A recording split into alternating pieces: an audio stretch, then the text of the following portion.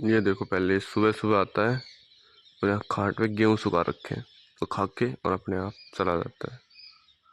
इसका ये मस्त काम है, अपने आप आ जाता है और अपने आप खा के और चला जाता है। लो भाई भाई, सुबह से घूम रहा था मैं, कभी कहीं कभी कहीं कहीं तो जाइए, बट बैंक में गया था पर कुछ वैसे छोटे मोटे काम था, क्योंकि आज गाय लेने जा रहे हैं तो उसके लिए पैसे वगैरह लेने गया था बैंक से। फिलहाल अब घर आया हूँ, अब शाम को देखेंगे क्या करेंगे क्या नहीं करेंगे। ठीक है।